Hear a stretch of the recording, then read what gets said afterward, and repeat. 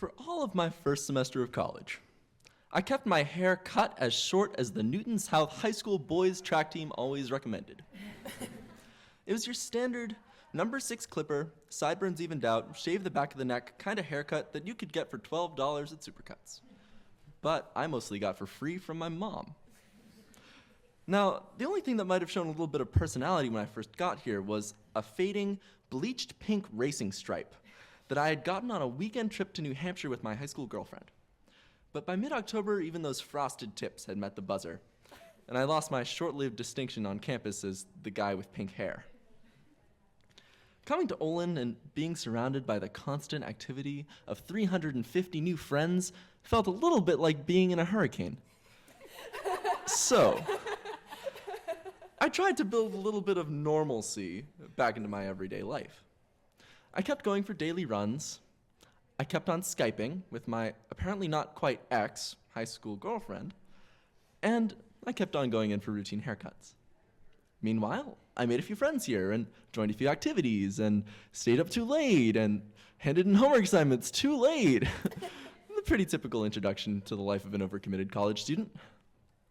But then December rolled around and the hurricane ended, and I went home for the holidays.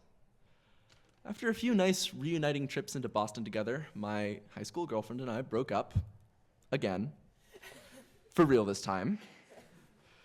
A few days later, I did one too many hill sprints on a solo workout, tore my plantar fascia, and couldn't run for weeks. And then, after that break, I returned to Olin and entered the cold embrace of graded assignments. And classes that, in retrospect, I probably shouldn't have signed up for. See, if you've only taken basic calculus and a semester of mechanics, you might not be ready for quantum physics. Ooh, oh well, lesson learned. Long story short, it was a fairly hellish semester.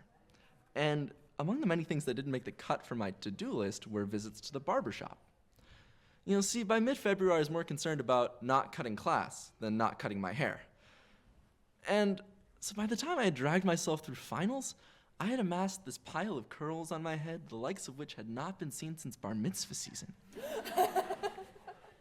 Now, my grandmother, who has lost a lot of her hair leukemia, was delighted at her grandson's adorable new do. My younger sister, on the other hand, who up to this moment had thought I was one of the cool kids, was horrified. But at the time, I was indifferent. The hair, covered my eyes and got in my shower drain, but it was different, and it grew on me. And so,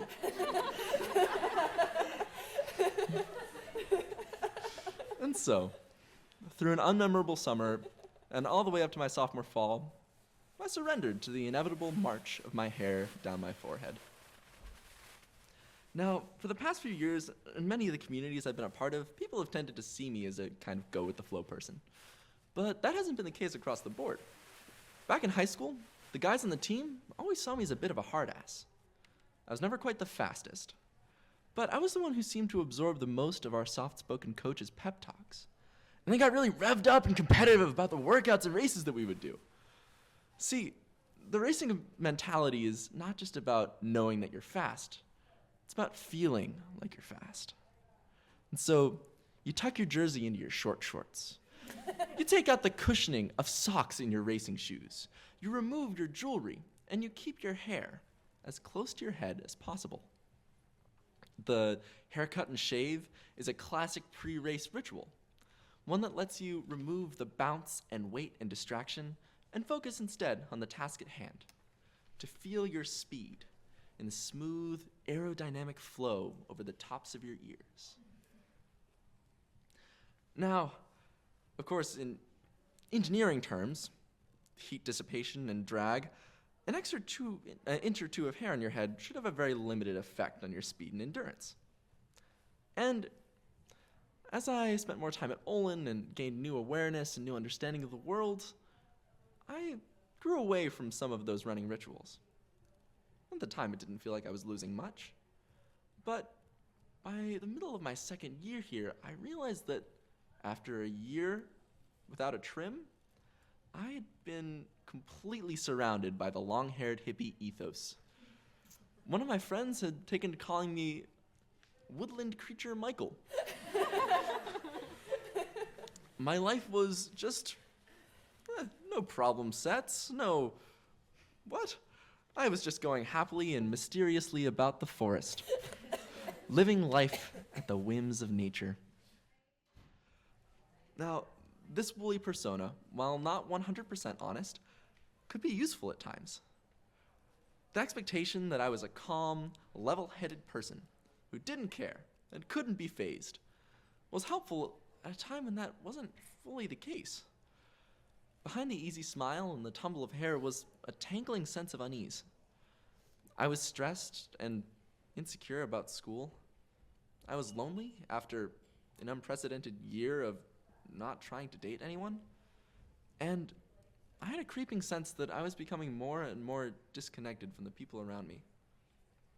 Now, the long hair helped me to get along with friends without revealing any of that turmoil and instead maintain a halo of carefreeness. But the disconnect wasn't going away.